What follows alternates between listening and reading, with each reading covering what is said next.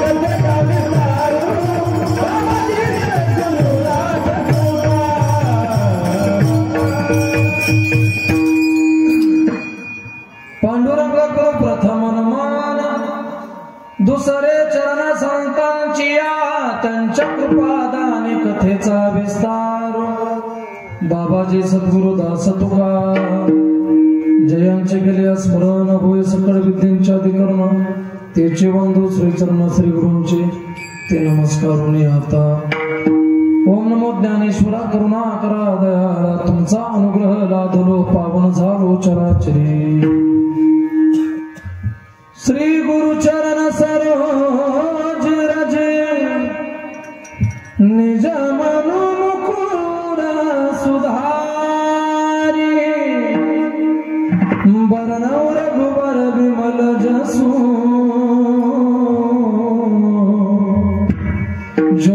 जोदायक पल चारि बुद्धिहीन तनु जानिके सुमिरो पवन कुमार बल बुद्धि विद्या हरहु करे सबका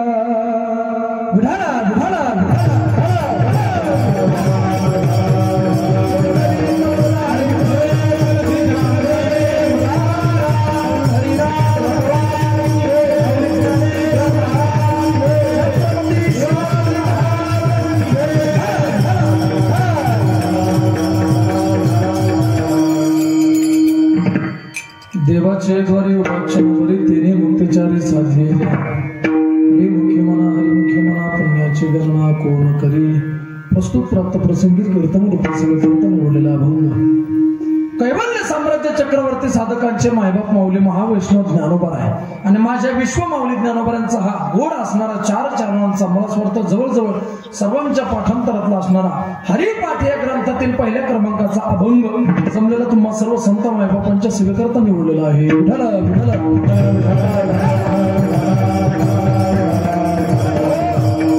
महाराज अभंग हा हरिपाठातील आहे आणि मला स्वर्थ जवळजवळ सर्वांच्या पाठ आहे असं कोणताच माणूस नाही कारण हरिपाठ ग्रंथ असा आहे महाराज जवळजवळ मला असं वाटतं खेड्यापाड्यातील सर्वच मंडळींच्या अगदी परिचयातला आहे आणि सर्वात सोपा ग्रंथ आहे महाराज. कारण का माऊली ज्ञानोबरांनी हरिपाठ ग्रंथच तुमच्या आमच्याकरता तयार केलेला आहे.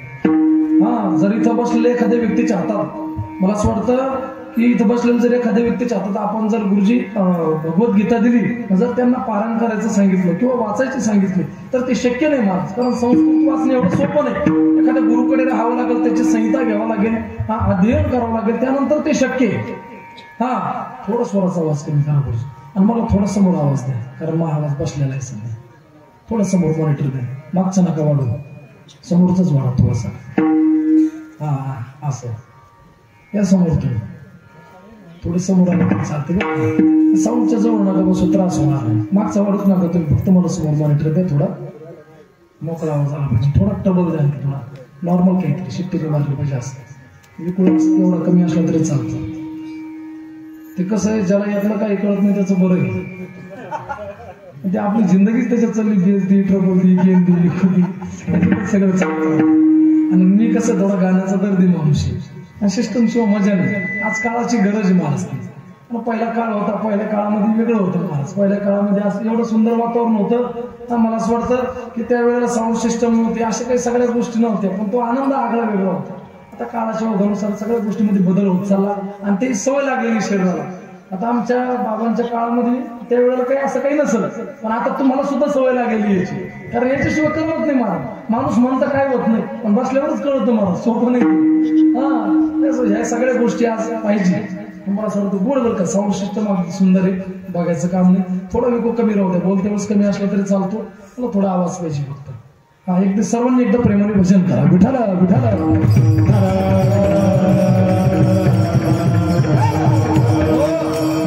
माऊली ज्ञानोबरांनी हरिपाठ ग्रंथ तुमच्या आमच्या करता तयार केलेला आहे. कारण का तर मला असं वाटतं महाराज, आपण इतर कोणतीही साधना करू शकत नाही किंवा इतर कोणतेही साधनेने आपण भगवंताजवळ जाऊ शकत नाही. माझ्या माऊली ज्ञानोबरांच्या जर जीवनाचा आपण आढावा घेतला तर माझ्या विश्व माऊली ज्ञानोबरांचं जीवन हे वारकरी संप्रदायाकरता, विको कमी करा, वारकरी संप्रदायाकरता पाय म्हणून शोभणार आहे. मनाचं बोलत नाही. ज्ञानदेवे रचिला पाया, उभारिले देवालया. माझ्या माऊली ज्ञानोबरांचं जीवन हे वारकरी संप्रदायाकरता पाय म्हणून शोभणार आहे. तर तुकोबरांचं जीवन हे कलशस्थानी विराजमान आहे. तुका झाला असे कलश भजन करा सावकाश. तुकोबरांचं जीवन हे कलशस्थानी विराजमान आहे. आता काही साधक ज्ञानोबरांना प्रश्न करतात की माऊली आम्हाला सांगा, आम्हाला जर ते मोक्ष प्राप्त करून घ्यायचे असेल तर आम्हाला नेमकी कोणती साधना करावं लागेल, काय करावं लागेल. त्यावेळेस माझे माऊली ज्ञानोबा वर्णन करतात, जर तुम्हाला त्या 4 प्रकारच्या मोक्षाची प्राप्ती करून घ्यायची असेल तर तुम्ही एक करा. काय करा, त्या भगवंताच्या दारामध्ये क्षणभर उभे राहा. जर तुम्ही त्या देवाच्या दारामध्ये क्षणभर उभे राहिले तर त्याचा परिणाम असा होईल, ते 4ही प्रकारचे मोक्ष तुमच्या जीवनामध्ये तुम्हाला प्राप्त झाल्याशिवाय राहणार नाही. मग 4 प्रकारचे मोक्ष कोणते महाराज त्याचं वर्णन करतात. पहिल्या क्रमांकाचा मोक्ष आहे समीपता नावाचा मोक्ष. दुसऱ्या क्रमांकाचा मोक्ष सलोकता, तिसऱ्या क्रमांकाचा स्वरूपता आणि सायुज्यता. हे 4ही प्रकारचे मोक्ष तुम्हाला प्राप्त होतील. पण कधी प्राप्त होतील महाराज वर्णन करतात, तुम्हाला अगोदर भगवंताच्या दारामध्ये क्षणभर उभा राहावं लागेल. महाराज या 4 प्रकारच्या मोक्षाचा अर्थ जर तुम्ही आम्हाला सांगितलं तर बरं होईल. त्याच्या पुढेही माऊली ज्ञानोबरांनी वर्णन केलं. समीपता म्हणजे देवाच्या जवळ, सलोकता म्हणजे ज्या ठिकाणी देव राहतात ते लोक, स्वरूपता देवासारखं स्वरूप ते कंसाला प्राप्त झालं होतं, आणि सायुज्यता पुतण्याला प्राप्त झालं. देवासारखं होणं, देवच होणं, हे 4ही प्रकारचे मोक्ष तुम्हाला प्राप्त होतील. पण कधी, अगोदर तुम्हाला भगवंताच्या दारामध्ये उभा राहावं लागेल. कसं उभा राहावं लागेल महाराज त्याचं वर्णन करतात. देवाची द्वारी उभा क्षणभरी तेने मुक्तीचारी साधिलेल्या. मग तुम्ही म्हणसाल महाराज तुम्ही क्षणभर म्हणता, आम्ही तर देवाच्या दारामध्ये तासभर त्या ठिकाणी जातो, दर्शन घेतो, गप्पा मारतो, शाट झालेला बल्ब देवाच्या दारात लावतो, चांगलं घरी घेऊन जातो. मग आम्हाला देव का प्राप्त होत नाही? असं देव प्राप्त होणार नाही महाराज. क्षणभर कशाला म्हटलेले, सर्वांनी बसलेले मंडळींनी लक्षात घ्या. क्षणभर कशाला म्हटलेले? क्षणभर म्हणजे पूर्ण आयुष्य भगवंताच्या चरणावर समर्पित करणं. कल्पना करा महाराज, माणसाचं जर आयुष्याचं गणित बघितलं तर मला असं वाटतं महाराज वर्णन करतात, अल्प आयुष्य मानवदेह शतगणिले ते अर्धरात्र खाय, मध्ये बालपण पीडा रोग क्षय आणि काय भजन असे उरले ते पाहेगा. 50 वर्ष झोपीत गेले, शतगणिले ते अर्धरात्र खाई. 50 वर्ष झोपीत गेले, मदत बालपण आलं, मला असं वाटतं वृद्ध पण आलं, पीडा आल्या, रोग आलं, आणि या सगळ्या गोष्टीमध्ये भजन कधी करणार? म्हणून महाराज वर्णन करतात क्षणभर म्हणजे पूर्ण आयुष्य भगवंताच्या चरणावर समर्पित करणं. हा बघा तुम्ही महाराज संतांच्या जीवनाचा आढावा घ्या आणि आपल्या जीवनाचा आढावा घ्या. तुकोबारांच्या जर भजनाबद्दल जर आपण विचार केला तर महाराज वर्णन करतात, शिंख जांभळी खोकला ही तुकाची वेळ वाया गेला. संतांच्या जीवनाचा जर आढावा घेतला तर तुकोबारांच्या जीवनामध्ये जर तुकोबारांना यात कदाचित शिंक आली किंवा जांभळी आली, खोकला आला, तर तेवढाच वेळ तुकोबारांचा व्यर्थ जात होता. महाराज कल्पना करा किती भजन असेल महाराज. हा किती भजन असेल. आपलं त्याच्या विरोधात आहे. आपल्याला जर शिका आली तरच देवाचं नाव येतं. जांभळी आली तर ते पण हुकूम चुकून आला तर आलं, नाही तर आई आई बाप बापच आपल्या तोंडामध्ये. हा तसं येणारच नाही महाराज. संतांच्या जीवनाचा आढावा घ्या, आपल्या जीवनाचा आढावा घ्या. हा एवढं चिंतन जीवनामध्ये असावं. पूर्ण आयुष्य भगवंताच्या चरणावर समर्पित करणं, त्याच वेळेला ते 4 प्रकारचे मोक्ष तुम्हाला प्राप्त होतील. विठ्ठल विठ्ठल.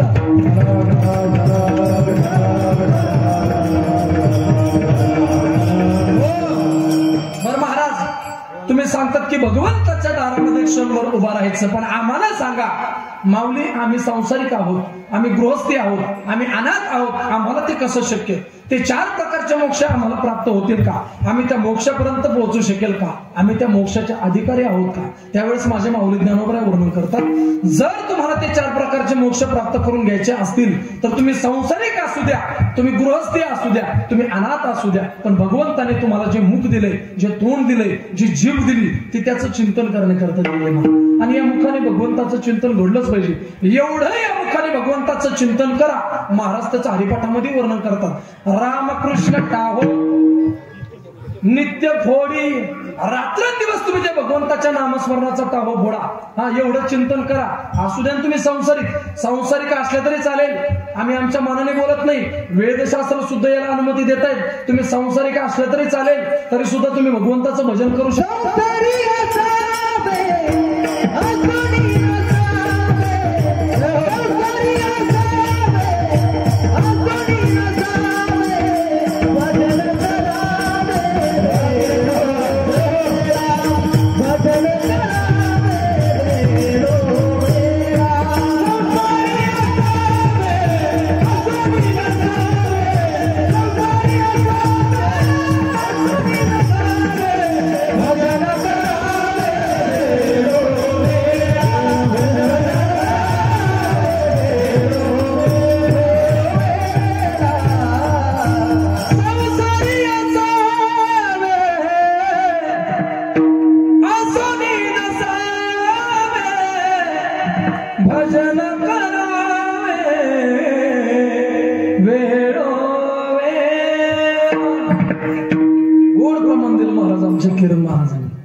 बसलेला सध्या आपला माणसाचा आवाज सुद्धा गोडी बरं का. सर्व कोण संपन्न नाही.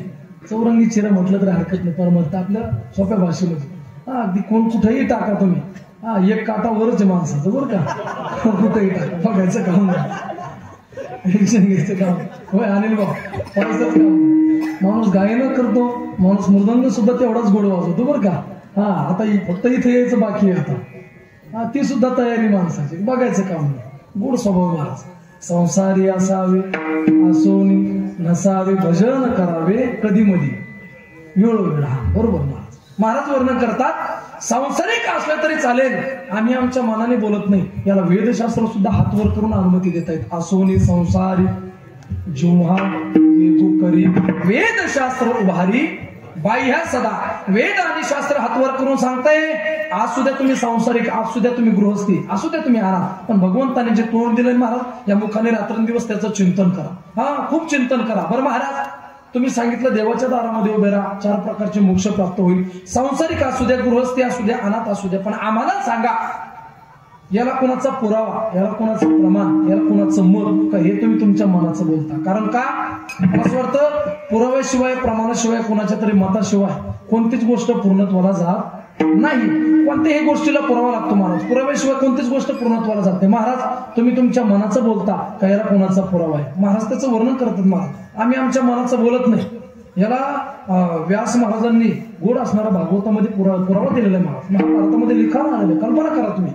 व्यास महर्षी वर्णन करतात की पांडव हे वनवासामध्ये होते महाराज, पण वनवासात असून सुद्धा देवाला विसरले नाही. आणि न विसरल्याचा परिणाम द्वारकेचा राणा पांडवाकडे न विसरल्याचा परिणाम. आणि कल्पना करा महाराज, प्रत्येक माणूस त्या ठिकाणी भगवंताची भक्ती करतो किंवा भगवंताची साधना करतो, काहीतरी स्वार्थ अंतःकरणामध्ये असतो बरं का. काहीतरी स्वार्थ कोणता असतो की आपल्या जीवनामध्ये आपल्याला सुख प्राप्त व्हावं एवढंच.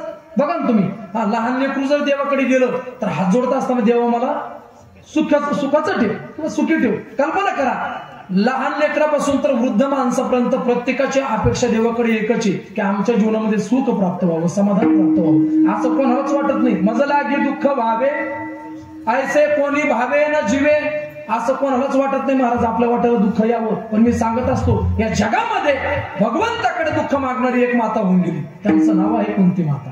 बरोबर. ज्या वेळेस भगवान श्रीकृष्ण परमात्मा म्हणतात की आत्या काहीतरी मागा, विको कमी करा, काहीतरी मागा म्हटल्याच्या नंतर महाराज आता काय मागू शकत नव्हत्या आणि देव सुद्धा काय देऊ शकत नव्हता. ऐसा तू समर्थ ब्रह्मांडाचा धनी, सर्व जगाचा चालक मालक असणारा, सर्व गुण संपन्न, सर्व शक्ती संपन्न असणारा तो परमात्मा काय देऊ शकत नव्हता. पण कुंती माता म्हणते, देवा जर तुला माझ्या जीवनामध्ये काही द्यायचं असेलच तर माझ्या जीवनामध्ये मला फक्त आणि मला असं वाटतं की दुःख दे. दुःख का दे? कारण तुझं स्मरण सुद्धा माणसाला दुःखातच होतं, सुखामध्ये होत नाही. बघा तुम्ही महाराज, दुःखाचा प्रसंग येऊ द्या, माणसाला देवाची आठवण होती आणि सुखाचे दिवस आले की देवाचं विस्मरण होता. मी सांगत असतो, बघा तुम्ही, रात्रीची वेळ असू द्या, दुःखाचा प्रसंग असू द्या, रात्रीची वेळ, अमावस्याची रात्र, रात्रीची 12 वाजलेली आणि एकटाच हा रस्त्याने चाललेला असू द्या, रस्ता असू द्या पांढरा रस्ता, असा पांढरीचा रस्ता असू द्या, एकटाच जर हा सद्गृहस्थ त्या पांढरा रस्त्याने जर चाललेला असला तो दुःखाचाच प्रसंग आहे महाराज. रात्रीची वेळ, कल्पना करा, एखाद्या झोडपातून साधारण पाखरू जरी उडलं तर सहज आपल्या तोंडात नाव येतं, काय राम राम राम राम नाव येतं. देवाचं स्मरण होतं आपल्याला. आणि असा थोडा समोर आला, गावातले लाईट दिसले की गाणे सुरू होते. म्हणजे अंगाला आला ताप देवा तो माझा बाप, अंगाचा गेला ताप देवाच्या बापाचा आपलं पाठीमागे असते. बघा, दुःखाचा प्रसंग आला आपल्याला देवाचं स्मरण होतं आणि सुखाचा प्रसंग आला देवाचं विस्मरण होतं. म्हणून कुंती माता म्हणते, देवा तू आमचं एवढ्या दुःखामध्ये आतापर्यंत रक्षण केलं, प्रत्येक दुःखामध्ये तू आमच्या पाठीशी उभा राहिला, म्हणून ह्या वेळेला सुद्धा माझ्या जीवनामध्ये मला फक्त आणि फक्त दुःख दे. कारण का? तुझं कधी विस्मरण होऊ नये. आणि मला असं वाटतं की दुःखामध्ये असून सुद्धा पांडव विसरले नाही. महाराज त्याचं वर्णन करतात, पाहते पांडव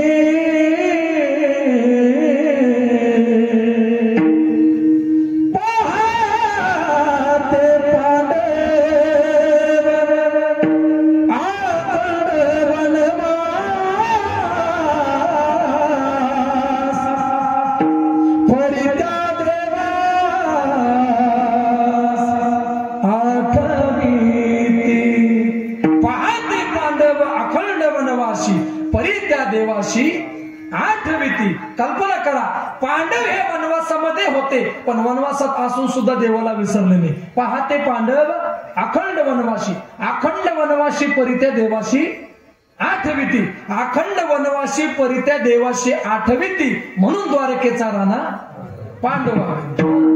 महाराज वर्णन करतात, एवढ्या दुःखाच्या प्रसंगात सुद्धा देवाला विसरले नाही, म्हणून द्वारकेचा राजा पंढरीश परमात्मा आपली द्वारका सोडून, आपलं वैभव सोडून पांडवांच्या सोबत राहायला आला. बरं महाराज, आतापर्यंत सांगितलेलं आम्हाला कळालं, पण आम्हाला सांगा, या सगळ्या गोष्टीचा आनंद जर आम्हाला आमच्या जीवनामध्ये प्राप्त करून घ्यायचा असेल तर आम्हाला नेमकी कोणती साधना करावं लागेल, काय साधन करावं लागेल? त्यावेळेस महाराज वर्णन करतात, जर तुम्हाला या सगळ्या गोष्टीचा आनंद प्राप्त करून घ्यायचा असेल तर जीवनामध्ये फक्त एकच करा. काय करा? त्या भगवंताचं नामस्मरण करा.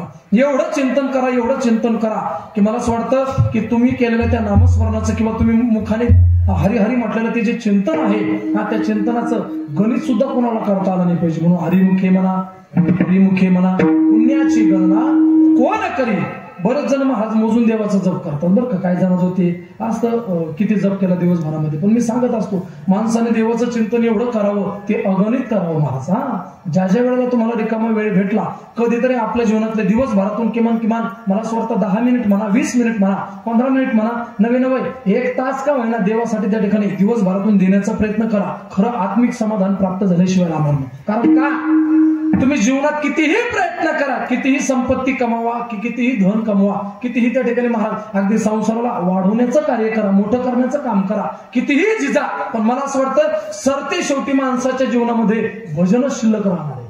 तुका म्हणे येथे भजन प्रमाण. तुम्ही किती मोठे त्याला महत्व नाही महाराज. सरते शेवटी तुमच्या जीवनामध्ये भजनालाच प्राधान्य द्यावं लागेल, भजनाशिवाय काहीच नाही महाराज. बघा तुम्ही माणसाचं जसं मी सांगत असतो महाराज, जर तुम्ही परमार्थामध्ये प्रवेश केला तर तुमची वृद्धी झाल्याशिवाय राहणार नाही. मी सांगत असतो संसारामध्ये जर माणसाचं वय वाढलं तर माणसाची किंमत कमी होती. बरोबर. बघा तुम्ही किती कोट्यावधीचे मालक असू द्या, पण वय वाढलं ना महाराज, जसं जसं तुम्ही वृद्धकाळाने त्या ठिकाणी महाराज ग्रासू लागले किंवा त्या दिशेने वाटचाल करू लागले तशी माणसाची किंमत कमी होती. तुम्ही कितीही कामाचे असले तरी सुद्धा माणसाला एवढं विशेष महत्व राहत. परमार्थाचं उलट आहे. परमार्थामध्ये तुम्ही जसे त्या ठिकाणी वृद्ध काळाच्या दिशेने वाटचाल करा, नवे जसं वय वाढायला लागलं तसं माणसाचं महत्व वाढत जातं. ही परमार्थाची ताकद आहे महाराज. म्हणून आपल्या जीवनामध्ये एवढं चिंतन करावं, त्या चिंतनाला गणित नसावं, अगणितपणे एवढं चिंतन करावं. महाराज त्याचं वर्णन करतात, हरिमुखे म्हणा पुण्याची गणना कोण करी, विठ्ठल विठ्ठल विठ्ठल.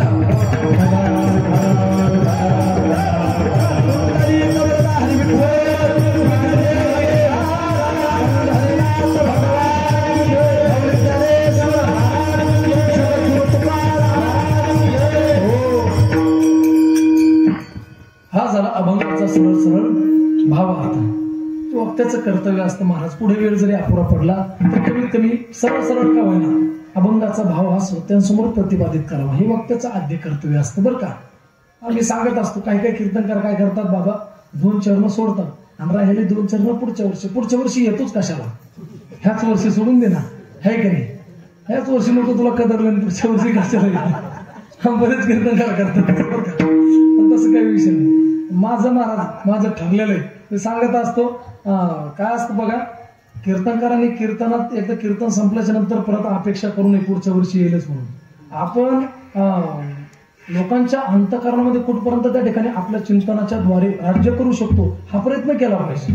पुढच्या वर्षी येईल, वशीला इथं चालतो तिथं नाही चालत महाराज, तिथं नसतं चालत वशीला.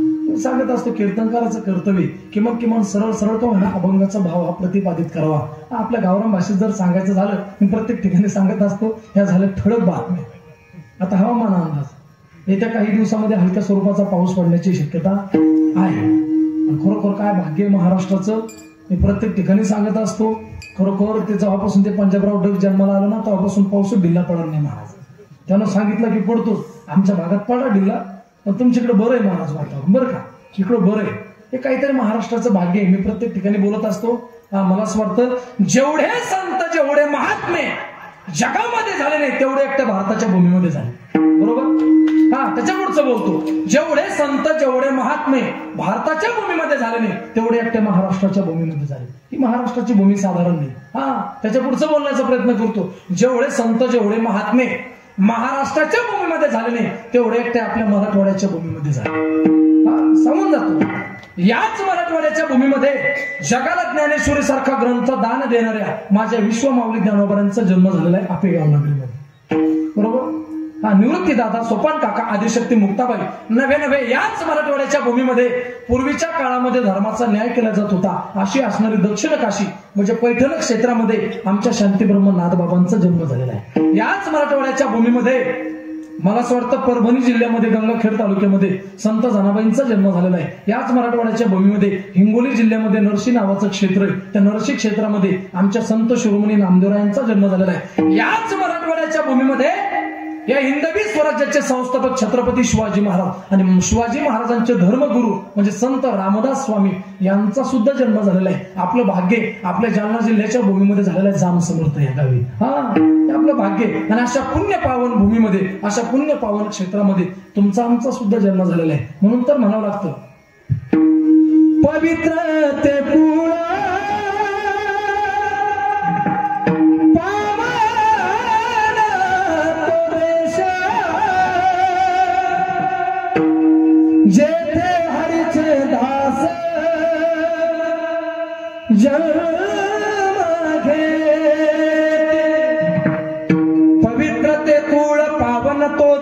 देश जेथे हरीचे दास जन्म घेतो, अशा पुण्य पावन कुळामध्ये, पुण्य पावन क्षेत्रामध्ये तुमचा आमचा सुद्धा जन्म झालेला आहे आणि भाग्यवान आहोत महाराज. म्हणून मला असं वाटतं गोड असणारा चालत असलेला आपला नामयज्ञ सोहळा अखंड हरिनाम सप्ताह कोणत्या कारणाने चालू आहे, कोणत्या निमित्ताने चालू आहे सर्वांना ज्ञात आहे. पण मग त्याचं सांगणं हे आद्य कर्तव्य असतं. म्हणून अगदी सालाबाद प्रमाणे याही वर्षामध्ये थाटामाटामध्ये संपन्न होत असलेला आपला हा अखंड हरिनाम सप्ताह असं वाटतं 36 वर्षाची ही परंपरा आहे. बरोबर, खूप जुनी परंपरा आहे महाराज. 36 वर्षाची परंपरा आहे. अगदी अविरतपणे ही परमार्थाची चाललेली परंपरा तुम्ही आतापर्यंत जपण्याचं कार्य केलं. सर्व गावकरी मंडळींना द्यावे तेवढे धन्यवाद कमी. त्याच पद्धतीने भावार्थ रामायण तथा देवी भागवत कथा, अगदी मला असं वाटतं भावार्थ रामायण आणि देवी भागवत कथा अगदी ह्या सगळ्या गोष्टीमध्ये दिवसामध्ये खंडच नाही महाराज. म्हणून अखंड, बरोबर, या दिवसभरामध्ये सर्व त्या ठिकाणी कार्यक्रम चालूच असतील. खरोखर गावकरी मंडळींचं कौतुक करावं तेवढं कमी बरं का. मला असं वाटतं की आपल्या या सप्ताहाचं प्रेरणास्थान श्री हरिभक्तपर्यंत आमचे परम आदरणीय परमपूज्य सोनुने गुरुजी, अध्यक्ष वारकरी धर्म संकीर्तन सेवा प्रतिष्ठान जाफराबाद तालुका. त्याच पद्धतीने मला असं वाटतं की ज्यांच्या मुखातून, ज्यांच्या श्रीमुखातून आपण गोड असणारी श्रीराम कथा श्रवण करता असे असणारे परमपूज्य आदरणीय श्री हरिभक्तपर्यंत आमचे ज्ञानदेव महाराज नळविहिरा बाबाजींच्या मुखातून गोड असणारी कथा श्रवण करतात. म्हणून बाबाजींच्या सुद्धा चरणावर साष्टांग प्रणिपात करतो. त्याच पद्धतीने मला असं वाटतं आपल्या या कीर्तन सेवेसाठी उपस्थित असलेली ही सर्वच महाराज मंडळी, अगदी कोणाकोणाचं नाव घेणार महाराज, एकाहुनी बळी रे हे सांगत असतो महाराज. ते सर्व त्या ठिकाणी हाडाचे वारकरी यांच्याबद्दल काय बोलणार. तुका म्हणे इथे पाहिजे जातीचे, हे सर्व हाडाचे वारकरी महाराज, सगळे जातवान वारकरी यांच्याबद्दल बोलावं तेवढं कमी. म्हणून मला असं वाटतं की वारकरी संप्रदायातली हे रत्न आहे महाराज.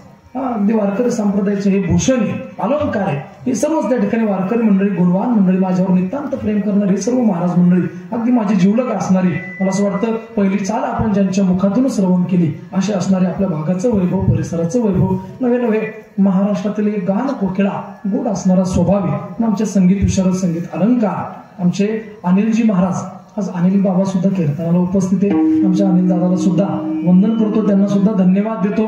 त्याच पद्धतीने दुसरे संगीत विशारद, संगीत अलंकार माझे परमस्नेही, परम आदरणीय जीवलग मित्र. मला असं वाटतं की मी अगोदर सांगितलं आमचे किरणजी सुंदर पखवाज सुद्धा वाजवतात आणि गायन सुद्धा सुंदर करतात महाराज. गोड स्वभावाची, अगदी गोड गळ्याचे धनी आमचे किरण दादा, आज ते सुद्धा कीर्तनाला उपस्थित, त्यांना सुद्धा वंदन करतो.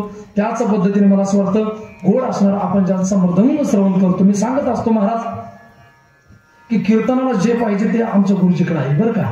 अगदी पोषक वाजवू नये ना, अगदी पोषक वाजवू नये. कोणताही कीर्तनकार असू द्या, कितीही तयारीचा असू द्या किंवा तो तयारीचा नसू द्या महाराज, पण प्रत्येकाला सांभाळून घेण्याचं सामर्थ्य त्यांच्यामध्ये आहे बरं का. गोड असणारा त्यांचा मृदंग आहे. अगदी आमचे मृदंग सम्राट, मृदंग अलंकार, आपल्या परिसराचं वैभव, भागाचं वैभव, नवे नवे महाराष्ट्रातला एक गोड असणारा मृदंग, गोड असणारा हात आमचे. त्या पद्धतीने मला असं वाटतं विठ्ठलजी महाराज खेडेकर गुरुजी, आज गुरुजी सुद्धा कीर्तनाला उपस्थित, म्हणून गुरुजींना सुद्धा वंदन करतो. मला असं वाटतं गुरुजी याला सुद्धा होते कीर्तनाला माझ्या सावरखेड ना, हो गुरुजी होते का सावरखेडला कीर्तनाला. गुरुजी त्या ठिकाणी आपल्या परिसरातले खूप मोठं नाव आहे आणि गोड स्वभाव महाराज माणसाचा. मला असं वाटतं मी सांगत असतो महाराज आपले होठ बोलतात पण गुरुजींचे गोड बोलतात बरं का. हे सोपं नाही. जावी त्याच्या वंशा तेव्हा कळे, खावी त्याचा रसा नाही. बसल्या बसल्या म्हणणं सोपं आहे. महाराज तुम्हाला वाचिता आलं नाही, महाराज तुम्हाला गाता आलं नाही. मी सांगत असतो हे बसल्या बसले म्हणणं सोपं आहे. इथे येऊन म्हणून पाना कसं गुदगुले होत्या, हे सोपं नाही महाराज. शेतकऱ्याचा जो शेतकरी नांगर हाकण्याचं कार्य करतो, शेतकऱ्याचं काम ते शेतकऱ्यालाच जमणार आहे. हे तसं हे पण सोपं नाही. बसलेली मंडळी म्हणत असते ना महाराज तुम्हाला काय अवघड आहे, मस्त काय 1-2 घंटे तुम्ही उभा राहता, मस्त 1-2 चाली म्हणल्या, तुम्ही 2-4 बोल वाजवले, कीर्तनकाराने 1 तास गप्पा मारले की संपलं तुमचं. एवढं सोपं नाही महाराज ते. मी सांगत असतो दिवसभरामध्ये तुम्ही शेतामध्ये काम करणं एकीकडं आणि 2 तास कीर्तनास पखावज वाजवणं एकीकडं, गायन करणं एकीकडं, हे सोपं नाही. हे सुद्धा ताकदीचं काम आहे. इथं अगदी शेडजी लावायचं असलं तर सगळे इंद्रिय एका खोलीत घालावं लागते. हे काय सोपं आहे का मला? सोपं नाही. तुम्हाला काय सांगणार आहे. मला असं वाटतं हे सर्वच गुणवान मंडळी बरं का. अगदी वारकरी संप्रदायावर नितांत श्रद्धा असणारी सर्व गुणवान मंडळी सर्वांच्या चरणावर साष्टांग प्रणिपात करतो. त्याच पद्धतीने मला असं वाटतं पत्रिकेमध्ये उपस्थित असलेली सर्वच महाराज मंडळी, त्यामध्ये आदरणीय आमचे कचरुबा महाराज लोखंडे असतील, शिवाजी महाराज लोखंडे असतील, विष्णू महाराज सुरुशे, कौतिकराव महाराज, अण्णा महाराज, वसंत महाराज, भगवान महाराज, त्याच पद्धतीने आमचे बालराव भाऊराव महाराज पालखे, अंबादास महाराज, त्याच पद्धतीने मला असं वाटतं सर्वच आपल्या परिसरातील भजनी मंडळी, कुंभारी भजनी मंडळ व गावकरी भजनी मंडळ व वारकरी धर्म संकीर्तन सेवा प्रतिष्ठान जाफराबाद तालुका या सर्व वारकऱ्यांच्या परंपरेमध्ये त्याच पद्धतीने काकडा भजन आमचे गिनानदेव बाबा नळविरा, त्याच पद्धतीने आमचे श्रीरंग महाराज भोपळे, भुजंग महाराज खेडेकर, त्याच पद्धतीने मला स्वतः चोरदार आमचे किसन महाराज जांजाळा असतील, विनेकरी आमचे सगळं समस्त गावकरी मंडळी, त्याच पद्धतीने मला असं वाटतं गोड असणारा आमचा आवाज तुमच्या कानापर्यंत जे पोहोचवण्याचं कार्य करतात अगदी गोड असणारे साऊंड सिस्टम आमचे माऊली मंडप डेकोरेशन सिपोरा, बरोबर, आमच्या माऊली दादांची गोड असणारे साऊंड सिस्टम त्यांना सुद्धा द्यावी तेवढे धन्यवाद कमी. मला असं वाटतं अगदी सुंदर असणारं हे सर्व वातावरण आणि आज ज्यांनी माझं यजमानत्व घेतलेले, ज्यांनी सौजन्य घेतलेले असे असणारे आमचे सतीश दगडूबा पाटील वाकडे, आपल्या गावरान भाषेत सांगत झालं तर अगदी 2 घंट्यापुरतं मला वटीत घेतलं, बरोबर. आमचे सतीश दगडूबा पाटील वाकडे पाटलांना सुद्धा द्यावे तेवढे धन्यवाद कमी. सर्वच गावकरी मंडळी सर्वांना वंदन करतो आणि आनंद वाटला महाराज तुमच्या गावात प्रवेश केल्याच्या नंतर महाराजांचा पुतळा घेतला, बरं का, आनंद वाटला, अंतःकरणातून आनंद वाटला. फक्त विनंती काय होती, मला तुम्ही थोडा तरुण मित्र मंडळांचा चाहता आहे, पण ते सगळं त्यांचा मागून पाठिंबा आहे, सगळं महाराजांच्या पलीकडे बसलेली, मला असे सगळे समोर लागत आहे, समोर असल्याशिवाय माझे येत नाही, कारण माझं रक्त गरम आहे. ते कसं आहे, छत्रपती सांगायचं म्हटल्याच्या नंतर ते मावळे जे ना मागं बसलेले ते मावळे समोर पाहिजे, त्याच्याशिवाय मजा नाही. मग सांगत असतो मी प्रत्येक ठिकाणी, पण काही हरकत नाही, बसले तर काही अडचण नाही, फक्त रिस्पॉन्स द्या. ज्या ज्या वेळेला विठ्ठल विठ्ठल भजन होईल, ज्या ज्या वेळेला भजन होईल त्या त्यावेळेला मुखातून भजन बाहेर पडलंच पाहिजे. बसू द्या आता. आणि मला असं वाटतं की त्यांनी टाळ्या वाजवाव्या, या सगळ्या गोष्टीचं आपल्या जीवनात घडलं पाहिजे. पण विनंती तुम्हाला, आजचा पहिला दिवस आहे, पण आजचा पहिला दिवस असून सुद्धा एवढं बहुसंख्येने तुम्ही उपस्थित आहात. आणि मागे बसलेल्या सर्व तरुण युवा मित्र मंडळांना विनंती, तुम्ही खरं छत्रपतींचे मावळे आणि तुम्ही समोर असल्याशिवाय कीर्तनाला आनंद येणार नाही. म्हणून उद्यापासून आजचा दिवस द्या सोडून. आज कसं आहे, कीर्तनकार आपला जवळचाच आहे, घाणी लोटांगण मोकळं पटांगण, काही बघायचं काम नाही. पण उद्यापासून तुम्ही सगळ्यांनी समोर येऊन बसायचं महाराज, कारण तुम्ही समोर आल्याशिवाय मजा नाही, बरं का, सर्वांनी समोर येऊन बसायचं. महाराजांनी मला सांगितलं की छत्रपती शिवाजी महाराजांवर अगदी प्रेम करणारा वर्ग आहे. आणि आनंद वाटला, खरोखर गावात प्रवेश केला आणि महाराजांचा अश्वरूढ त्या ठिकाणी पुतळा बघितला. कोणताही कीर्तनकार असेल महाराज, तो कीर्तनकार ते वातावरण बघितल्याच्या नंतर सहज त्या ठिकाणी महाराज अंतःकरणामध्ये एक वेगळी प्रकारची आस्था, वेगळी प्रकारची भावना त्या ठिकाणी निर्माण झाल्याशिवाय राहणार नाही महाराजांबद्दल. मला असं वाटतं गोड असणारं वातावरण आहे. सर्व गावातील तरुण युवा मित्र मंडळ, सर्व गावकरी मंडळी, माता भगिनी सर्वांना द्यावी तेवढे धन्यवाद कमी. आणि आज आपल्या कीर्तनासाठी परिसरातून उपस्थित असलेली सर्वच माझ्यावर प्रेम करणारी अगदी काही मंडळी त्या ठिकाणी आज उपस्थित आहे महाराज. त्यामध्ये आमचे शुभम दादा आहे, त्यांच्यासोबत आले त्यांचे सहकारी आमचे सवडे गुरुजी, तसेच नाम खेळून त्या ठिकाणी काही आमची मंडळी कीर्तन श्रवण करण्यासाठी आले. हे सर्व परमार्थावर प्रेम करणारी माणसं, बरं का. म्हणून सर्वांना वंदन करतो, सर्वांच्या चरणावर साष्टांग प्रणिपात करतो. माझ्यासोबत आलेले आमचे लक्ष्मण महाराज एकाच शब्दामध्ये सर्व वारकऱ्यांना वंदन करू. मस्तक हे पायावरी या वारकरी संतांच्या, वारकरी संतांच्या, या वारकरी संतांच्या, हे मस्तक हे पायावरी या वारकरी संतांच्या, या वारकरी संतांच्या,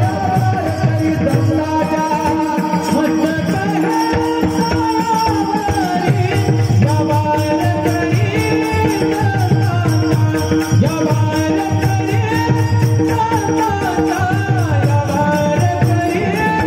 मस्तक हे पायावरी या वारकरी संतांच्या, या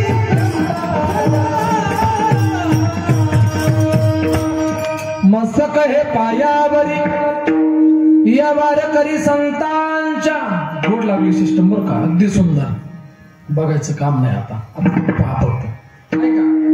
महाराज वर्णन करतात. आता वारकरी म्हटलं की त्याचा हरिपाठ पाठ असावा लागतो, बरं का.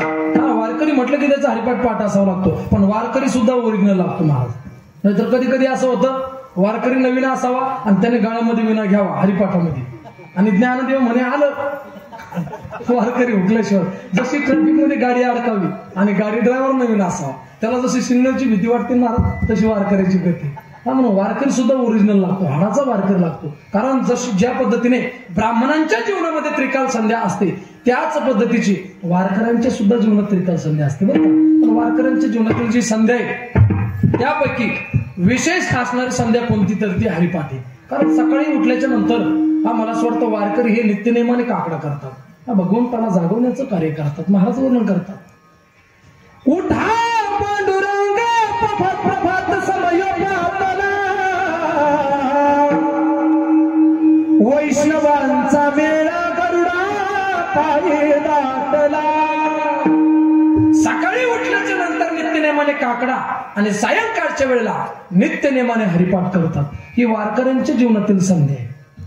आता आपण सर्वजण हरिपाठ करतो, सर्वांच्या जीवनामध्ये हरिपाठाचा संबंध आल्याशिवाय राहत नाही. मी तुम्हाला सोपा प्रश्न विचारतो, मला सांगा हरिपाठामध्ये हरी हा शब्द किती वेळेस आलेला आहे? कोणी सांगितलं? बरोबर, 108 वेळेस.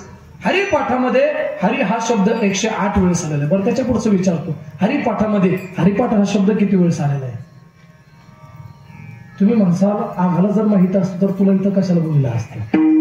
बरोबर महाराज, खरं आहे, मी सांगत असतो, पण मला असं वाटतं गोड असणारं वातावरण. बरं का, महाराज वर्णन करतात हरिपाठामध्ये हरी हा शब्द 108 वेळेस आलेला आहे, तर हरिपाठ हा शब्द 11 वेळेस आलेला आहे. पण तो कुठं कुठं आलेला आहे एकदा बघण्याचा प्रयत्न करू. सर्वांनी प्रेमाने भजन करा. विठाला विठाला.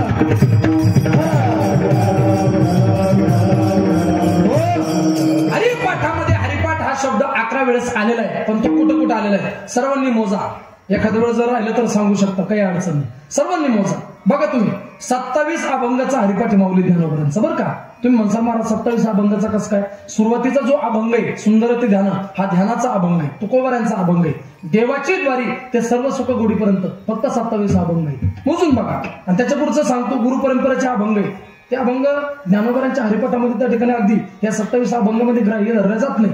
ते नंतरचे गुरु परंपरेचे अभंग आहे. पण या 27 अभंगामध्ये फक्त मलाच वाटतं 11 वेळेसच माऊली ज्ञानोबरांनी हरिपाठ या शब्दाचं उच्चारण केलेलं. कुठं कुठं केलेलं आहे? मला असं वाटतं देवाची द्वारी ते विष्णूने जपापर्यंत फक्त 1 वेळ झालेलं आहे. त्रिगुण असार निर्गुण हे सार, सारा सार विचार हरिपाठ. सर्वांनी मोज. पहिल्या विभागणीमध्ये फक्त 1 वेळ झालेलं आहे, दुसऱ्या विभागणीमध्ये 5 वेळेस आलेला महाराज. मला असं वाटतं त्रिवेणी संगमी ते हरिवंश पुराणपर्यंत फक्त 5 वेळेस. नित्य सत्यमीत हरिपाठ ज्याशी कळी काळ त्याशी न पाहे दृष्टी, ज्ञानदेवा चित्ती हरिपाठी नेमा, मागली या जन्मा मुक्त झालो. सिद्धी बुद्धी धर्म हरिपाठी आले, प्रपंच निवाले साधू संगे. हरिपाठ कीर्ती मुखे जरी गाय, पवित्रची होय देह त्याचा, किंवा मनोमार्गी गेला तो तेथेच मुकला. हरिपाठी स्थिरावला तोच धन्य. किती वेळ झालं? 6 वेळेस. वा, 6 वेळेस झालं. आता पुढच्या विभागणीमध्ये, तिसऱ्या विभागणीमध्ये सुद्धा 5 वेळेस आलेले. कुठं कुठं आलेले बघण्याचा प्रयत्न करू. ऐका, नामसंकीर्तन ते सर्व सुख गोडीपर्यंत फक्त 5 वेळेस आलेले. अनंत जन्माचे तप एक नाम, सर्व मार्ग सुगम हरिपाठ, योग याग क्रिया धर्म धर्म माया, गेले ते विलया हरिपाठी. हरिपाठी गेले ते निवंतची, हेले भ्रमर गुंतले सुमन खळी. ज्ञानदेवी सांग झाला हरिपाठ, पूर्वजा वैकुंठ मार्ग सोपा. किती वेळ झालं? 10 वेळ झालं. वा, आता 11व्या वेळेस कुठं आलेलं आहे महाराज त्याचं वर्णन करतात. समाधी संजीवन हरिपाठ,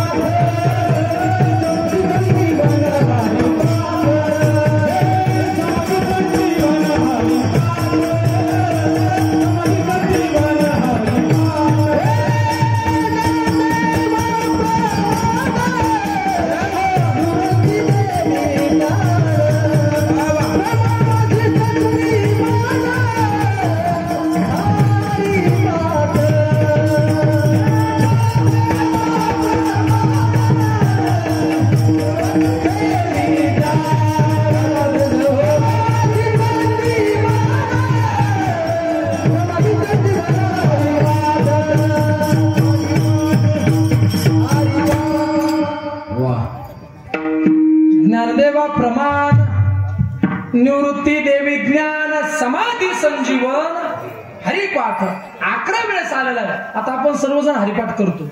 हरिपाठापासून आपल्या जीवनामध्ये नेमका फायदा तरी काय होतो हे सुद्धा आपल्याला कळायला पाहिजे. साधक माऊली ज्ञानोबरांना प्रश्न करतात की माऊली, आम्ही रात्रंदिवस त्या ठिकाणी हरिपाठाचं चिंतन करतो, दिवसभरातून एकदा का होईना आम्ही हरिपाठाचं त्या ठिकाणी चिंतन केल्याशिवाय राहत नाही. हरिपाठापासून नेमका आमच्या जीवनामध्ये फायदा तरी काय होतो? आमचे प्रश्न आहे तुम्हाला माऊली काय प्रश्न आहे?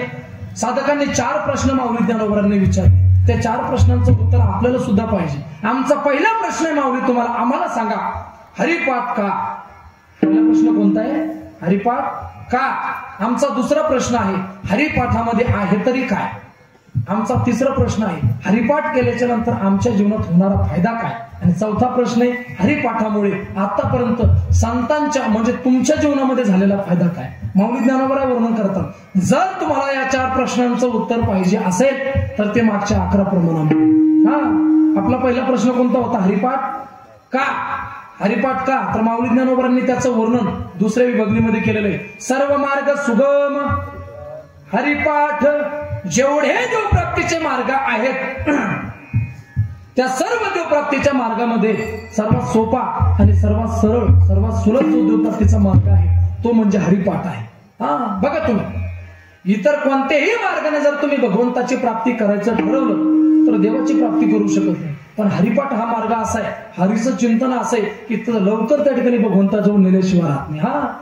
इतर कोणत्याही मार्गाने तुम्ही भगवंताची प्राप्ती करण्याचा प्रयत्न करा, देवाची प्राप्ती होणार नाही. महाराज वर्णन करतात योगयाग विधी येणेनो हे सिद्धी वायाची उपाधी दंभ धर्म. कल्पना करा, योग मार्गाने जर तुम्ही भगवंताची प्राप्ती करायची ठरवली तर ते शक्य नाही महाराज, कारण आपल्या आयुष्याची मर्यादा तेवढी नाही आणि योग आपण करू शकत नाही. आणि मी सांगत असतो या कलियुगामध्ये योग जमला ते फक्त रामदेव बाबाला, त्यांच्यानंतर कोणालाच नाही महाराज. आणि आपण त्याच्यासारखा प्रयत्न सुद्धा करू नये, हातपाय मोडून महाराज. आणि रामदेव बाबाला जरी योग जमला तरी सुद्धा रामदेव बाबा कुठं मुक्त होणार नाही.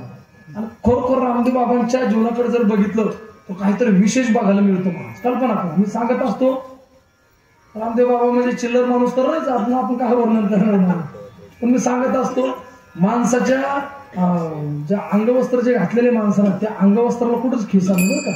पण अब्जवधीचा कोट्यवधीचा मालक आहे माणूस, खिसा नाही माणूस. 10 रुपये मागितलं तर भेटणार नाही त्या माणसाला. पण बघा ना तुम्ही नवले अवघड. कल्पना करा की योग मार्गाने सुद्धा आपण देवाची प्राप्ती करू शकत नाही. महाराज त्याचं पुढे वर्णन करा. योग मार्गाच्या बाबतीत जर बोलण्याचा प्रयत्न केला तर चांगदेव महाराज हे योग सामर्थ्याच्या बळावर 1400 वर्षाचं आयुष्य जगले. बरोबर, चांगदेव महाराज 1400 वर्षाचं आयुष्य जगले, पण 1400 वर्षाचं आयुष्य जगून सुद्धा मुक्त झालेले महाराज. 5 वर्षाची मुक्ताबाई आली, मुक्ताबाईचा त्या ठिकाणी साक्षात्कार झाला, दर्शन घेतलं. 1400 वर्ष आयुष्य जगून सुद्धा चांगदेव महाराज म्हणतात चांगदेव म्हणे आजी जन्म आलो, 1400 वर्षाचं आयुष्य जगलो तरी सुद्धा मी मुक्त झालो नाही. आज मुक्ताबाईंचं दर्शन झालं, खऱ्या अर्थाने आज माझा जन्म झाला. आजी जन्मा आणि गुरुपुत्र झालो मुक्ताईस, आज खऱ्या अर्थाने माझा जन्म झाला. म्हणून योग सामर्थ्याच्या बळावर सुद्धा तुम्ही भगवंताची प्राप्ती करू शकत नाही. मग महाराज देवाची प्राप्ती करायची असेल तर काय करावं लागेल? महाराज वर्णन करतात भगवंताला प्राप्त करून घ्यायचं असेल तर या कलियुगामध्ये एकच साधन आहे. कोणतं? कलियुगामध्ये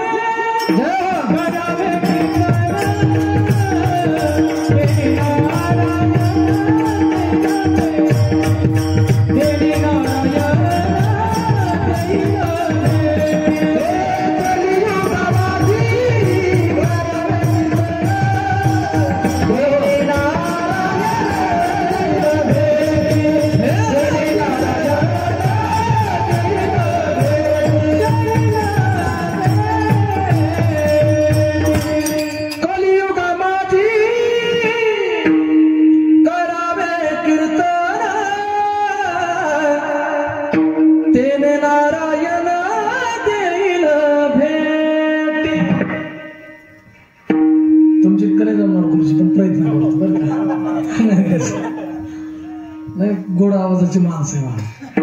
आवाज बसला, आवाज तर कुठपर्यंत साथ देणार? ज्याचं नुसतं बोलण्यापुरतं त्याचं साहजिक आहे म्हणा, इथं बोलून गायन करावं लागतं आणि सोपं नाही. आता तलवार बोटली महाराज, काय सांगा तुम्हाला, रोजचीच कीर्तन चालू नाही. कुठे गेलं की महाराज तलवार होते, तलवार होत्या. तलवार घासू घासू घासू घासू बारीक झाली ती, आता आली ती. आता शत्रू मरतो नाही काय माहिती आता, अवघड काम झालं. खरं सांगत असतो मी की माऊली ज्ञानोबरांची कृपा आहे महाराज आपल्या. तर आपल्याजवळ काय आहे कल्पना करा. हे खरोखर काहीतरी संतांच्या आपल्यावर कृपा आहे. संतांच्या कृपेशिवाय हे शक्य नाही महाराज. हे खरं तुम्हाला मी सांगत असतो, असे लयपट्टीचे गाणारे, लयपट्टीचे वाजवणारे खूप विद्वान कीर्तनकार आहे महाराज. खरं सांगू का, संतांची कृपा असल्याशिवाय, एखाद्या गुरुची कृपा असल्याशिवाय, महात्म्याची कृपा असल्याशिवाय या सगळ्या गोष्टी शक्य नाही महाराज. हा, तर चांगले चांगले गाणारे घरी बसलेले महाराज. तुम्हाला नाव कुठं सांगित बसू, सगळ्याचे नाव माहिती मला. त्याच पंक्तीतला माणूस मी. असे भरपूर आहे, त्यांचे फोन येते, तुम्ही कीर्तन करायला लागले मग आम्हाला एखादा कार्यक्रम द्या. हा, अवघड आहे महाराज. पण खरं सांगू का, संतांची कृपा, गुरुची कृपा पाहिजे, त्याशिवाय हे शक्य नाही महाराज. आणि सर्व माणसं म्हणजे वारकरी संप्रदायाची त्यांच्यावर कृपा झालेली कृपांकित माणसं आहे महाराज. त्यांच्याबद्दल वर्णन करावं तेवढं कमी. मग महाराज वर्णन करतात, कलियुगा माझे करावे कीर्तन. कलियुगामध्ये जर तुम्हाला भगवंताची प्राप्ती करून घ्यायची असेल तर एकमेव साधन आहे ते म्हणजे भगवंताचं चिंतन. आणि महाराज त्याचं वर्णन करतात की ते चिंतन करण्यासाठी महाराज अगदी कुठल्याही प्रकारचं बंधन नाही. सकळांसी आहे अधिकार, कलियुगी उद्धार, हरिच्या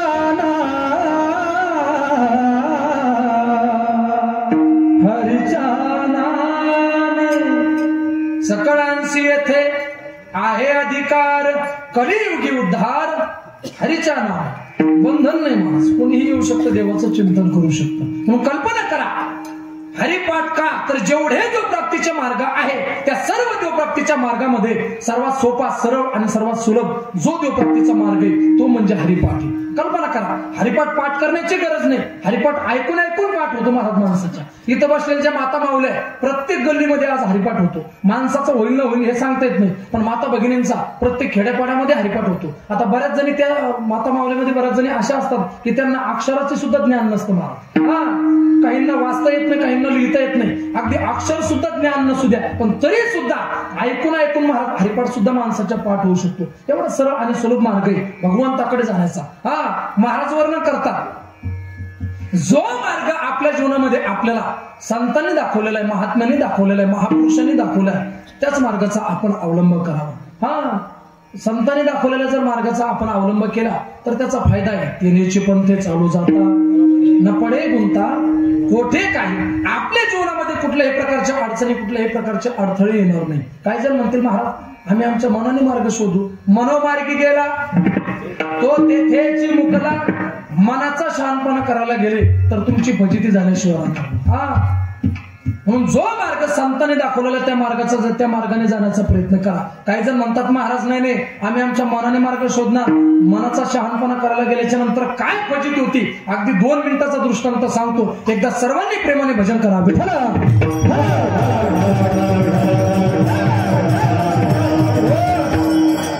जर तुम्ही तुमच्या मनाचा शहाणपणा करण्याचा प्रयत्न केला तर पदरामध्ये दुःख पडल्याशिवाय राहणार नाही. महाराज वर्णन करतात, कल्पना करा, एका घराण्यामध्ये सुशिक्षित असणारी मुलगी, तिचं उच्च शिक्षण चालू आहे आणि त्या मुलीचं शिक्षण चालू असताना आई तिला वेळोवेळी सांगायची, तायडे तू घरातलं ज्ञान प्राप्त करून घे, स्वयंपाक कसा करावा या सगळ्या गोष्टी तुला आल्या पाहिजे. आज तुला याची गरज नाही, पण उद्या लग्न झाल्याच्या नंतर नवऱ्याच्या घरी नांदत असताना या सगळ्या गोष्टीची गरज तुला लागू शकते, भासू शकते. म्हणून या सगळ्या गोष्टीचं ज्ञान तू प्राप्त करून घे. मुलगी हुशार होती, तिने सांगितलं आई काळजी करू नको, जर मला उद्या तशी काही गरज पडली तर मी ते पुस्तक घेईल. बाजारामध्ये पुस्तक भेटतं स्वयंपाक कसा तयार करावा, ते पुस्तक मी बाजारातून विकत घेईल, त्याच्यामध्ये बघेल त्या पुस्तकामध्ये ते पाकशास्त्राचं पुस्तक भेटतं, त्याच्यामध्ये राहतं मला चहा कसा तयार करावा, पिठलं कसं तयार करावं, वरण कसं तयार करावं, ते पुस्तक घेईल आणि मी तसं तयार करेल. हळूहळू महाराज मुलगी ऐकत नव्हती, हळूहळू त्या ठिकाणी मोठी होऊ लागली, लग्नाच्या वयाची झाली आणि उपवर झाल्याच्या नंतर महाराज सुंदर त्या ठिकाणी एक स्थळ आलं आणि त्या मुलीचं लग्न झालं. तुम्ही म्हणसाल इतक्या लवकर, कीर्तनात लवकर लग्न होते, असे नाही होत लग्न, आता असं सोडून द्या, आता फक्त लग्न जरी हा शब्द कानावर पडला तरी समाधान. आता अवघड गोष्ट आहे. मी सांगत असतो महाराष्ट्रभर फिरतो, ही सगळी मंडळी आमच्या महाराष्ट्रभर फिरतात. आज जर आपण प्रत्येक गावाचा सर्वे केला तर सध्याच्या परिस्थितीला आपल्याला शुभम दादा, सध्याच्या परिस्थितीला आपल्याला प्रत्येक गावात किमान 100-125 घोड म्हणजे पाहायला मिळतात. तुम्ही म्हणसाल महाराज घोड म्हणजे काय, सांगतो. आता जो 20, 22, 25 वर्षाचा असेल तो मुंजा, 35, 40, 45 वर्षाचं कुठं मुंजा असतो ना, हे मुंजे नाही, हे घोड म्हणजे. मग आता जे राहिले ते राहिले, त्यांनी टेन्शन नाही घ्यायचं. मी सांगत असतो, आताच कुंभमेळा झाला, मस्त पावशेर गांजा घ्यायचा, 5 मीटर भगवा कपडा घ्यायचा, बम बोले टेकडीवाले चिलिंबन आहेत आजन दम लगाने आज, एवढंच नाही घ्यायचं म्हणून. लोकांचं अवघड आहे, लोक देवाला चॅलेंज करतात. लोक म्हणतात महाराज महादेवानं गांजा प्याला, कृष्णानं चोऱ्या केल्या, गजानन महाराजांनी सुद्धा गांजा प्याला, असे बरेच लोक म्हणतात. पण मी सांगत असतो, अरे महादेवानं गांजा जरी पेलेला असला तरी महादेवानं या जगासाठी हलाहल नावाचं विष प्राशन केलंय. बरोबर? हा, तू नुसतं एक तो पण उलाला घेऊन पाय, दुसऱ्या दिवशी गाणंच लावा लागतो उलाला. सोपं आहे का मग? हो, भगवान श्रीकृष्ण परमात्म्याने 12 गाव अग्नी गिळलं आपल्याला अगरबत्तीचा चटका सहन होतो. देवाची कुठे बरोबरी करा असेल, देवाची बरोबरी करू नका. मी सांगत असतो महाराज, आपला संसार सुखाचा व्हावा असं जर तुम्हाला वाटत असेल तर कधीतरी रामायण वाचण्याचा प्रयत्न करा, श्रीराम कथा श्रवण करण्याचा प्रयत्न करा. संसार सुखाचा झाल्याशिवाय राहणार नाही. हा, भावाने भावासोबत कसं राहावं, हा, मुलाने आईवडिलांची कशा पद्धतीने सेवा करावी, तसं आज्ञेचं पालन करावं, या सगळ्या गोष्टीचं ज्ञान तुम्हाला रामकथेमध्ये प्राप्त झाल्याशिवाय राहणार नाही.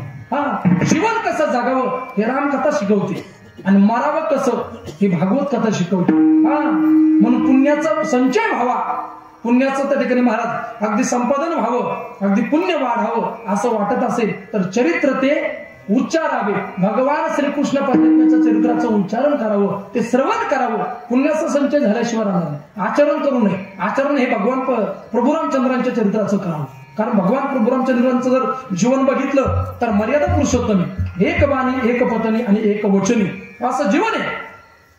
भगवान प्रभू रामचंद्रांच्या जीवनाचं आचरण केलं तर जीवनाचं कल्याण झाल्याशिवाय. कृष्णाच्या चरित्राचं आचरण करू नका, फक्त उच्चारण करायचं. कारण आचरण का करायचं नाही, आपण बरोबरी करू शकत नाही महाराज देवाची. हा, कल्पना करा, त्याला बायका किती होते? 16,108. कल्पना करा तुम्ही, 16,108 बायका होत्या. 16,108 बायका. आता एक भेटल नाही महाराज. हा, हे 16,108 द्या सोडून, एक भेटल नाही. मग इकडून तिकडून भेटली तर तिना नाकी न आणलेली. सोपं नाही महाराज. कल्पना करा, 16,108 बायका असून सुद्धा महाराज वर्णन करतात की भोग भोगोनी ब्रह्मचारी. मग देवाची आपण बरोबरी करू शकतो का? नाही करू शकत. हे डोक्यातून काढून टाक. फक्त चरित्राचं उच्चारण करावं, पुण्य संपादन होतं. हा, म्हणून मला असं वाटतं की खूप कठीण परिस्थिती. हा, आपला मुद्दा कोणता चालू होता? त्या मुलीचं लग्न झालं. बरं, लग्न झालं, सासरी नांदत असताना येती जातीची झाली, आणि सासरी नांदत असताना घरी 4-5 पाहुणे आले, आणि सासरी पाहुणे काम सांगितलं, सुनबाई 4-5 कप चहा करा. ऐका आता बसलेली मंडळी, आई म्हणजे संत आहे. दृष्टांत सांगतो बरं का, आई म्हणजे संत आहे. संतांचं नाही ऐकल्यावर काय फजिती होती. आई म्हणजे संत आहे आणि मुलगी म्हणजे जीव आहे. संत जीवाला वेळोवेळी सांगण्याचं कार्य करतात, पण जीव संतांचा ऐकत नाही, आणि न ऐकल्याचा परिणाम जीवन अधोगतीला जातो. हा, आई वेळोवेळी सांगत होती, तू घरातलं ज्ञान प्राप्त करून घे. मुलीने ऐकलं नाही, विवाहित झाली. सासरीने नांदत असताना 4-5 पाहुणे आले, सासरेबुवांनी काम सांगितलं, विचार करू लागली, चहा करायचा सांगितला. तिला चहाचं सुद्धा ज्ञान नव्हतं, पण हुशार होती. अलमारीमध्ये जुना काळ होता, अलमारीमध्ये एक पुस्तक ठेवलेलं होतं, पाकशास्त्राचं, स्वयंपाक कसा तयार करावा. पुस्तक बाहेर काढलं, ते असं भिंतीवर उघडं ठेवलं. त्याच्यामध्ये पहिलाच मुद्दा होता, गॅस पेटवावा. आता चुली राहिले नाही महाराज, गॅस पेटवावा. गॅस पेटवला. त्याच्यात दुसरा मुद्दा होता, जेवढं कप चहा करायचं तेवढं कप पाणी टाकावं. पाणी टाकलं. तिसऱ्या मुद्द्याला होतं, मला स्वतः साखर टाकावी. साखर टाकली. चौथ्या मुद्द्याला होती पत्ती टाकावी. पण त्यावेळेला त्यांच्या घरी नव्हती पत्ती. तिने विचार केला, आपल्या घरी पत्ती नाही, मग काय करावं. जुना काळ होता, आणि जुन्या काळातलं वातावरण चांगलं होतं. आपल्या घरातली जर एखादी वस्तू संपली गुरुजी, की आपण शेजाऱ्याच्या घरून जाऊन आणत होतो. कल्पना करा, जुना काळ चांगला होता महाराज. हा, मी सांगत असतो, आता खेड्यापाड्यामध्ये किती परंपरा जिवंत बरं का. आपल्या घरातलं तेल संपू द्या, मीठ संपू द्या, साखर संपू द्या, पत्ती संपू द्या, किंवा पीठ संपू द्या, आपण शेजाऱ्याच्या घरून जाऊन आणतो. ही खेड्यापाड्यात परंपरा जिवंत आहे. पण एवढंच वाईट आहे, बघा तुम्ही आमच्या मातामावल्या काय करत्या, आपलं बघा महाराज, मी शेजारणीच्या घरून जाऊन आणत्या. पण कसं आणत्या, ज्यावेळेस शेजारणीच्या घरून जर पीठ आणायचं असेल तर आणते वेळेस स्वतःच्या हाताने आणतात, आणि असं दाबून दुबून आणतात. हा, आणि तिला रिटर्न द्यायचं असलं ना, असं झटकीत द्यायचं. पण ते फेडावं लागतं, ते सोपं नाही. हा, कल्पना करा मला, जुना काळ चांगला होता. मी सांगत असतो, जुना काळ एवढा चांगला होता की जुन्या काळामध्ये आपल्या घरातला विस्तू जरी संपला तर लोक शेजाऱ्याच्या घरून जाऊन आणत होते. बरोबर. ही जी जुनी माणसं बसलेली यांना ज्ञान आहे महाराज. खूप सुंदर काळ होता यांचा. आपल्या घरातला विस्तू जरी संपला तर आपण शेजाऱ्याच्या घरून जाऊन आणत होतो. आताच्या काळात विस्तू आणत नाही. हा, तुम्हाला सगळ्यांना माहिती आहे. कठीण परिस्थिती, कोणावर भरोसा ठेवून फायदाच नाही. कठीण काळ, जुना काळ होता. त्या मुलीने विचार केला आपल्या घरची पत्ती संपली, शेजारणीच्या घरून जाऊन आणू. गेली शेजारणीच्या घरी आणि असं पुस्तक भिंतीवर उघडं ठेवलेलं होतं. शेजारणीच्या घरी गेली, पत्ती आणूस तर देवानं हळूच एक वाऱ्याची झुळक सोडली. त्या वाऱ्याच्या झुळकीमध्ये त्या पुस्तकाचे 4-5 पानं पलटली आणि तिला तिथं आलं पुस्तक पिटलं कसं तयार करावं. ही पत्ती घेऊन आली, पत्ती टाकली. टाकल्याच्या नंतर महाराज आता 5व्या मुद्द्याला होतं दूध टाकावं. चहा तयारच झाला होता, पण हिने विचार केला 5व्या मुद्द्याला काय आपण ते एकदा बघण्याचा प्रयत्न करू.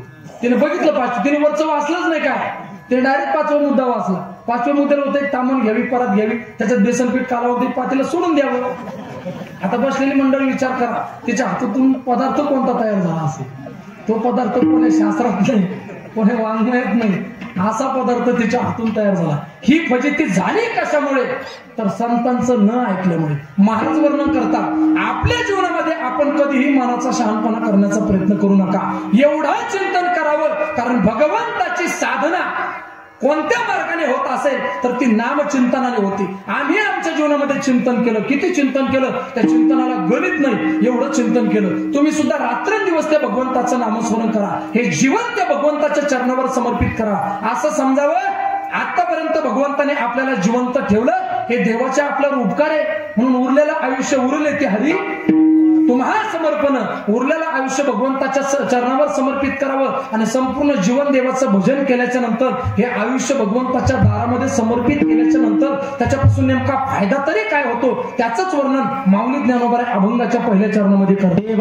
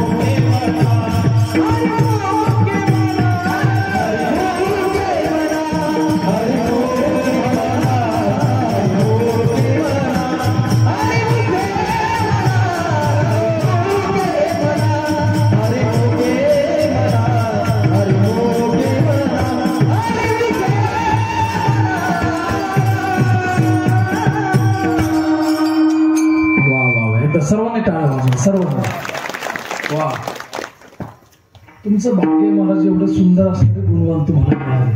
तुमचं भाग्य. देवाची द्वार उभा क्षण भरी, देवाची द्वार उभा क्षण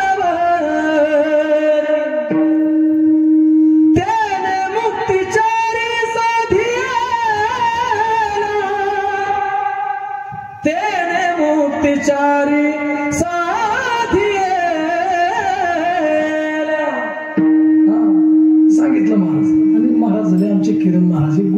सच्चिदानी तुमच्यामुळे माझ्यावर जास्त लोड नाही आज बरं का.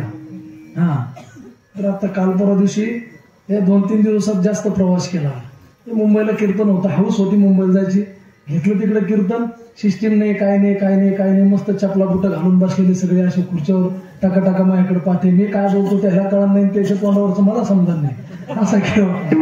भजनी पण मागं मोजून 2 टाळकरी होती फक्त. हा भजण्यात माझ्यात एकच मैक होता.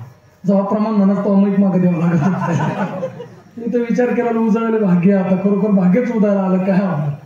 हे परमार्थाचं वैभव मी सांगत असतो. मला परमार्थाची खरी मजा आणि परमार्थाचं वैभव आपल्या या मराठवाड्याच्या भूमीतच भोगायला मिळतं. भूमीचं काहीतरी पुण्य आहे मला. हा बघा तुम्ही, आमच्या नाम खेळून आमचे सर आलेले, गुरुजी आलेले. बघा तुम्ही, त्यांनी आता वाटाणा येता विषय झाला की जेवढा त्यांचा सप्ताह आहे त्या सप्ताहामध्ये सगळे नामांकित गुणवान आहे, सगळे नामांकित कीर्तनकार आहे. आणि सगळे कीर्तनकार, सगळे गुणवान, त्यांच्या गावावर प्रेम करणारी माणसं आहे. हे काहीतरी आपल्या भागाचं भाग्य आहे महाराज, आपल्या या परिसराचं पुण्य आहे की एवढे वारकरी रत्न आपल्या परिसरामध्ये जन्माला आले. तर आपला परिसर जर सोडला तर परमार्थाची पाहिजे तसा आनंद किंवा पाहिजे तशी मजा आपल्याला बाहेर घेता येत नाही बरं का. हे आनंदच आहे महाराज. आणि मी सांगत असतो 7 दिवसामधला हा आनंद काहीतरी आगळा वेगळा असतो. हा काहीतरी आगळा वेगळा असतो महाराज. गोड असणार प्रमाण दिलं गुरुजींनी. देवाची द्वारी उभा क्षण भरी तेने मुक्तीचारी साधी गेल्या. कोणतं साधन करावं तर भगवंताच्या दारामध्ये उभा राहून चिंतन करावं. एवढं चिंतन करावं की त्या चिंतनाला अगणितपणे अगदी कुठल्याही प्रकारचं मोजमाप नसावं. आणि त्याचा परिणाम काय होईल तर 4 प्रकारचे मोक्ष तुमच्या जीवनामध्ये तुम्हाला प्राप्त होईल. म्हणून पहिला प्रश्न हरिपाठ का तर माऊली ज्ञानोबा वर्णन करतात सर्व मार्ग सुगम हरिपाठ. दुसरा प्रश्न आहे हरिपाठामध्ये आहे तरी काय तर माऊली ज्ञानोबा वर्णन करतात सारासार विचार हरिपाठ. हा ते करावं ते सुद्धा आहे. पण आपलं हरिपाठातलं प्रमाण सारासार विचार हरिपाठ. त्रिगुण आसार निर्गुण हे सार आणि सार आसार विचार हरिपाठ. ज्याच्यामध्ये साराचाही विचार आलेला आहे आणि आसाराचाही विचार आलेला आहे. सार कशाला म्हणावं, आसार कशाला म्हणावं. सार म्हणजे जे ग्राह्य घेण्यासारखं आहे आणि आसार त्यात जे टाकून देण्यासारखं. जसं भुईमुगाची शेंग वरचं जे टर्पल आहे ते कसं आहे आसार आहे महाराज. आणि आपला जो शेंगदाणा आहे तो कसा आहे सार आहे. आपण काय करतो टर्पल खातो शेंगदाणे आणखी जागी सगळे बरं का. आपण सार असणारा शेंगदाणा ग्रहण करतो आणि आसार असणाऱ्या टर्पलाचा त्याग करतो. तसं महाराज वर्णन करतात जन्माला आल्याच्या नंतर तो परमात्मा एकटा सार आहे आणि त्याच्या व्यतिरिक्त सर्व काही जगत दिसत नाही. जग कसं आहे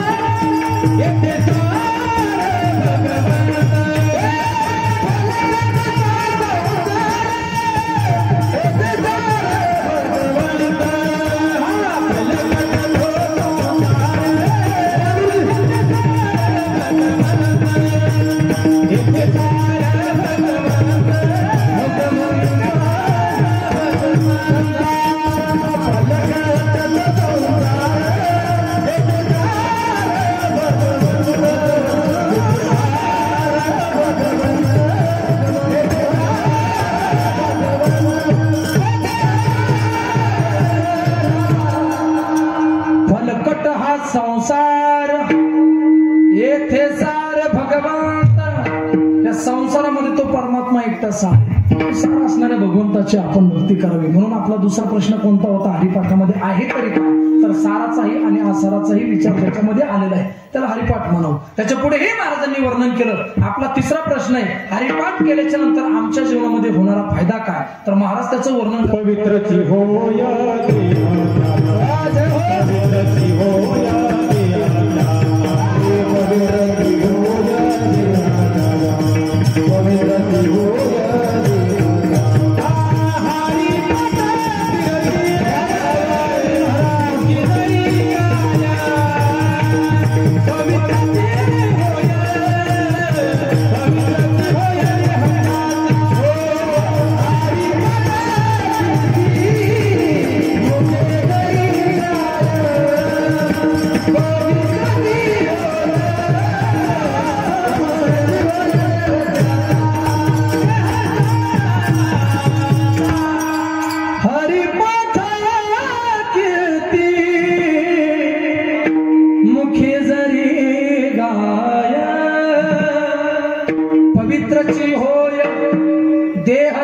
तुमचा हरिपाठ केल्याच्या नंतर आमच्या जीवनात होणारा फायदा काय, तर महाराजांनी गोड प्रमाण दिलं, तुमचा देह पवित्र झाल्याशिवाय राहणार नाही. आणि दुसरं एक महाराजांनी प्रमाण दिलं, कळी काळ त्याशी न पाहे नित्य सत्यमित हरिपाठ ज्याशी. जो नित्य नेमाने हरिपाठ करतो, काळ नाही महाराज, काळाच्या बापाची सुद्धा हिंमत नाही तुमच्याकडे वागण्याची मागायची. हा तुकोबाराय वर्णन करतात, काळ गुलाम सलाम करी तुकया घरी शेको किंवा जगा काळ खाय आम्ही माथा दिला पाय. काळ त्या ठिकाणी आमच्या समोर तग धरीत नाही. कारण का, तर आमच्या जीवनामध्ये भगवंताचं चिंतन आहे. हा मला असं वाटतं माणसाच्या जीवनामध्ये चिंतन असावं बरं का. पण थोडा दान धर्म सुद्धा असला पाहिजे. या सगळ्या गोष्टीची जोड माणसाच्या जीवनात असली पाहिजे. तर काही काही माणसं पाहिजे नुसता संचय करण्याचा त्या ठिकाणी प्रयत्न करतात, नुसता संचय करण्याचा प्रयत्न करतात, संपत्ती गोळा करण्याचं कार्य करतात. आणि मी सांगत असतो महाराज, भगवंताचं चिंतन, हा तुम्ही धन कमवा आपण जोडून या धन उत्तम व्यवहार आहे. चांगला व्यवहार करा, सन्मार्गाने किंवा नीतीने धन त्या ठिकाणी जमवण्याचा प्रयत्न करा. आणि असं वाटतं उदास विचारे वेच करी. धर्म कार्य असेल, परमार्थ असेल, समाजसेवा असेल, अगदी एखाद्या गरीबाचं त्या ठिकाणी काही कार्य असेल, अगदी मुक्त हस्ते या सगळ्या कार्यामध्ये खर्च करण्याचा सुद्धा प्रयत्न करा. नाही तर काही काही लोक एवढी चिकट आहे, काही काही लोक एवढे त्या ठिकाणी महाराज चुंगसे. मी सांगत असतो खूप अवघड आहे महाराज, लोकांचं खूप अवघड आहे. त्या दिल्लीजवळ एक गाव आहे, पा काय नाव आहे, त्या गावाचं माझं लक्षात येत नाही बघा. गेलो प्रसंग आलेला महाराज, त्या गावामधला प्रसंग आहे. त्या गावात म्हणजे संपूर्ण गाव दान धर्म कुणीच करत नाही महाराज. त्या गावात कुणीच करत नाही. देवगण का असं काहीतरी गाव येते, कुणीच त्या गावामध्ये दान धर्म करत नाही. त्यांची पूर्वीची वाडवडिलांची परंपरा आहे, ते या सगळ्या गोष्टीवर विश्वास ठेवीत नाही. त्यांचं म्हणणं असं आहे की दान धर्म करणं किंवा कोणाला तरी पैसे देणं हे म्हणजे लबाडीचं काम झालं. हातपाय असून सुद्धा लोकांच्या मनगटात ताकद असून सुद्धा लोक काम करत नाही, कष्ट करत नाही. मग दान धर्म का करायचा. ते दारात आलेल्या भिकाराला भाकर सुद्धा देत नाही महाराज. एवढं त्या ठिकाणी अगदी त्या गावाची ग्रामपंचायत भरली आणि ग्रामपंचायत मध्ये ठराव झाला, जर एखाद्याने दान धर्म केला तर त्याला शिक्षा केल्याशिवाय राहणार नाही. मग त्या गावात कुणीच दान धर्म करत नाही, कुणीच करत नाही. पण घडलेला प्रसंग आहे, त्या गावात कुणीच दान धर्म करत नाही. तर देवाला सुद्धा विचार केला की जगामध्ये एकमेव असं हे गाव आहे की ह्या गावात दान धर्म होत नाही. पण बघू या गावाचा अनुभव आपण सुद्धा घेण्याचा प्रयत्न करू. मग देवाने एका भिकाऱ्याचं रूप धारण केलं आणि त्या गावात प्रवेश केला. प्रवेश केल्याच्या नंतर मला असं वाटतं की संपूर्ण गाव त्या ठिकाणी भगवान परमात्मा फिरले, पण कुणीच दान दिलं नाही महाराज. कुणी चतुर भाकर सुद्धा दिली नाही महाराज. सगळं गावच चिकट होतं, कोणी कोणाला दान धर्म करत नव्हतं. गावाचा त्या ठिकाणी नियमच होता दान धर्म करायचा नाही. पण त्याच गावामध्ये गावाच्या बाहेर एका बाजूला एक म्हातारी राहत होती महाराज. 80-85 वर्षाचं होय त्या म्हातारीचं.